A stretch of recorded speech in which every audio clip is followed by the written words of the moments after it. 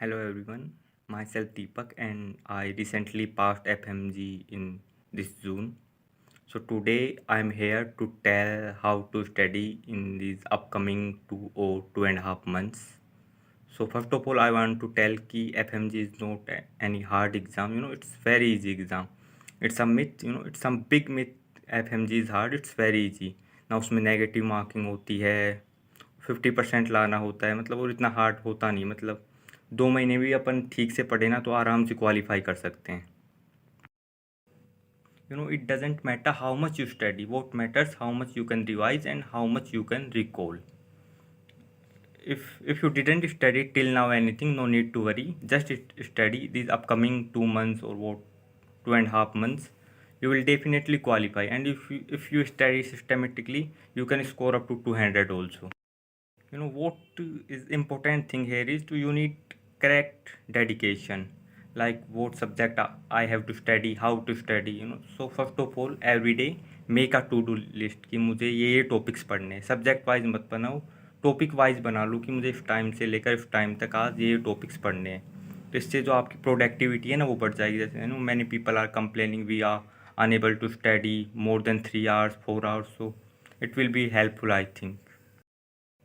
Now I am telling how to study subject wise. First of all anatomy. तो यार अभी तक आपने एनाटोमी नहीं पढ़ी है तो पढ़ना मत, but you have to revise it also, और वो याद रहेगी नहीं, so you can leave it. Physiology में क्या होता है, बिल्कुल बेसिक क्वेश्चंस आते हैं, सिंपल क्वेश्चन आते हैं, आप कर दोगे, उसे पढ़ने की ज़रूरत ही नहीं है. बायोकेमिस्ट्री, बायोकेम में आपको जो ये स्टेप्स होते हैं ये सब ग्लाइकोलाइसिस क्रैब साइकिल ये पूरा नहीं रटना है. मैंने कई स्टूडेंट्स को देखा है कि जैसे 12th क्लास के बच्चे होते हैं ना उस टाइप में याद करते रहते हैं. तो बस उनका अपने को रेट लिमिटिंग एंजाइम पढ़ना है, और बाकी जो डिजीज़ पढ़नी है, जो क्लिनिकल पोर्शन है ना, जैसे 10-12 डिजीज़ है बायोकेम में, तो पूरा एक दिन में हो जाता है, उतना ही पढ़ना है, उसी से क्वेश्चन आते हैं. जैसे डिजीज़ है ना मेटाबॉलिक डिजीज़, फिनाइलकीटोनुरिया, अल्केप्टोनुरिया, और भी मतलब बहुत डिजीज़ है. अब आते हैं पैथोलॉजी पे. तो pathology is very important subject, general pathology and systemic pathology both. तो जनरल पैथोलॉजी तो पढ़नी है, फिर सिस्टमिक पैथोलॉजी तो अच्छे से पढ़नी है. उससे क्या है, अपनी मेडिसिन भी कवर हो रही है.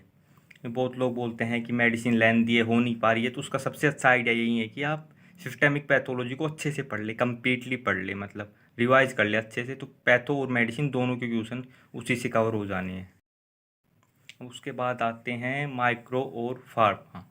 तो ये दोनों क्या है, रटने वाले सब्जेक्ट्स हैं. तो इसमें जैसे माइक्रो में तो सबसे पहले अपने को बैक्टीरियोलॉजी पढ़नी है, 50% क्वेश्चन उसी से आते हैं, तो मतलब 2-3 बार उसको पढ़ना है, अच्छे से पढ़ना है. जैसे आज माइक्रो और फार्मा एक बार कंप्लीट कर ली ना, जैसे हर 5-6 दिन बाद एक बार उसको उठा के रिवीजन करते रहना है.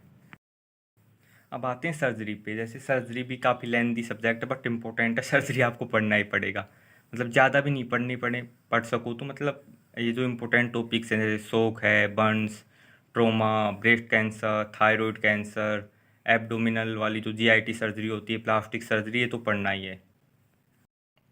बाकी ईएनटी में क्या है कि आपके पास टाइम नहीं हो तो प्रेप लेटर का रैपिड रिवीजन पढ़ लेना, और बाकी जो लोग मिफ्ट से पढ़ रहे हैं लाइव क्लास से तो वो तो कर ही देंगे, कोई प्रॉब्लम नहीं है. प्रेप लेटर का अपन रैपिड रिवीजन भी पढ़े तो मतलब 15-16 क्वेश्चन आते हैं, तो मतलब 10-12 क्वेश्चन उसी से सही हो जाने हैं. ओप्ता आप मेन वीडियो से पढ़ लेना, किसी भी आप जिस ऐप से आप पढ़ रहे हो, प्रेप से, मैरो से, या फिर आप लाइव क्लास से, कहीं से भी आपको मतलब पूरा पढ़ना है ओप्ता. So now let's come on important and high yield subject. तो सबसे इम्पोर्टेंट सब्जेक्ट है पीएसएम. पीएसएम क्या है, बहुत ईजी है, आप आराम से मतलब 4-5 दिन में पूरा पीएसएम अच्छे से याद कर सकते हो, और उसको 1-2 बार रिवाइज कर लो तो मतलब 30 नंबर तो उसी से आ जाते हैं. और ओब्स एंड गायनी वो भी मतलब क्लिनिकल सब्जेक्ट है, काफ़ी ईजी है, तो आराम से अच्छे से उसे पढ़े तो बहुत अच्छा स्कोर कर सकते हैं अपन. बाकी पीडिया है, आपके पास टाइम ना हो तो रैपिड रिवीजन से पढ़ लेना, या फिर सिलेक्टेड टॉपिक्स पढ़ लेना. जितने भी मतलब सिलेक्टेड टॉपिक्स आप कहाँ से बनाओगे, तो जितने भी एग्ज़ाम्स हुए ना अब तक, नीट पीजी के, एफएमजी के, तो उनसे आपको लिख लेने हैं भाई इस टॉपिक से ये क्वेश्चन आना है. वैसे मैंने लिखे हैं, मैं अभी एक पीडीएफ बनाऊंगा, मैं सेंड कर दूंगा. इसके अलावा रेडियोलॉजी को पढ़ने की ज़रूरत नहीं है, मतलब बिल्कुल भी. जैसे अपन सर्जरी पढ़ रहे हैं उसी से कवर हो जाने हैं मोस्ट ऑफ टॉपिक्स, पैथोलॉजी में आ जानी है बहुत सारी इमेजेस, तो रेडियोलॉजी को तो टच करने की भी ज़रूरत नहीं है. अब बाकी जो माइनर सब्जेक्ट बचे हैं जैसे एनेस्थीसिया हो गया, डर्मा हो गया, साइकियाट्री हो गया, ऑर्थो हो गया, ये जो 4-5 सब्जेक्ट्स हैं, इनको मतलब आप मेन वीडियो से बिल्कुल मत पढ़ना, मतलब इसमें टाइम बर्बाद करने की ज़रूरत नहीं है। या तो लास्ट में आपके पास टाइम रहे तो रैपिड रिवीजन से पढ़ लेना, और उसको ना भी पढ़ो तो कोई ज़रूरत नहीं, क्योंकि थोड़े बहुत क्वेश्चन आने हैं, वो वैसे भी आप तुक्के लगाओगे इतने तो कुछ तो सही हो ही जाएंगे। ये जो मतलब माइनर सब्जेक्ट्स हैं, इनमें आपको सेलेक्टेड टॉपिक्स पढ़ लेने, या तो रैपिड रिवीजन से पढ़ लो यार, उसके लिए भी टाइम ना बचे ना, तो सेलेक्टेड टॉपिक्स पढ़ लो, उसके लिए आप पुरानी क्वेश्चंस को देखो और उनके एक्सप्लेनेशंस को पढ़ लो, वो इनफ है। और सबसे बेस्ट थिंग है, आप एक दीपक मारवा की बुक आती है FMG सॉल्यूशन के नाम से, वो ले आओ। तो माइनर सब्जेक्ट्स को मतलब उसी से कर लेना, उसी से क्वेश्चन और एक्सप्लेनेशन कर लेना, तो सारे क्वेश्चन वहीं से कवर हो जाएंगे। और माइनर के अलावा और जो भी हाई यील्ड सब्जेक्ट्स हैं उनके उसके भी क्वेश्चन आप उस बुक से कर सकते हो। आ रहे हैं तो दीपक मारवा की बुक से आप क्वेश्चन करोगे तो 50 नंबर आराम से बढ़ जाएंगे, तो 170 तक तो आराम से स्कोर हो जाएगा आपका। और सही प्रॉपर वे से पढ़ोगे रोज़, मतलब 8-10 घंटे पूरा एक टाइम टेबल बना के, एक टू डू लिस्ट बना के सही प्रोडक्टिव वे में, तो आराम से 200 तक स्कोर कर सकते हो।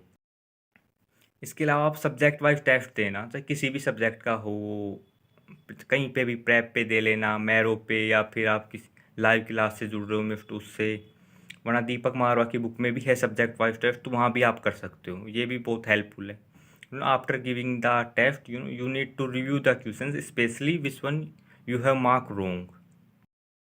And the most important thing to pass the exam is be positive. I was very positive during my preparation, and जिस दिन मैं एग्ज़ाम देने गया था, I was in complete positive mood. My preparation was not so good. I hardly prepared 1 or 2 months, and each day I studied hardly 3 to 4 hours, and I qualify that. तो मैं यही कहूँगा कि जो लोग ये बोलते हैं कि I am preparing for 1 year, I am preparing for 2 years, मैंने 19 सब्जेक्ट दो बार पढ़ लिए, then I score 120, how you will make it in 2 and 3 months, you can make, you just study with focus, with consistency, keep revising, study the all important subjects, study selected topics, revise them, do questions from Deepak Marwah book. इसके अलावा selected topics आप लिख लेना कहीं से भी, पुरानी question से, पुराने टॉपिक्स के, उसके अलावा मैं भी लिख रहा हूँ, मैं आपको PDF भेज दूंगा उसकी। इसके अलावा जो क्लिनिकल सब्जेक्ट्स हैं उनसे इमेज बेस्ड क्वेश्चन बहुत आते हैं, तो इमेजेस को मतलब अच्छे से याद रखना है आपको, सभी इमेजेस को।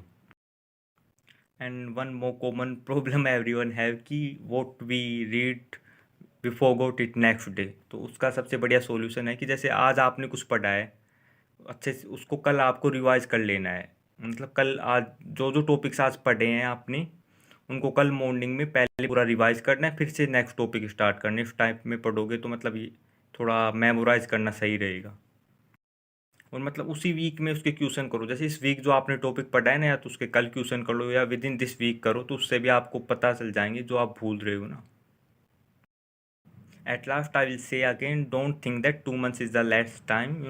2 months is more than enough if you will study systemically, make a to-do list, and study continuously for regular 2 months.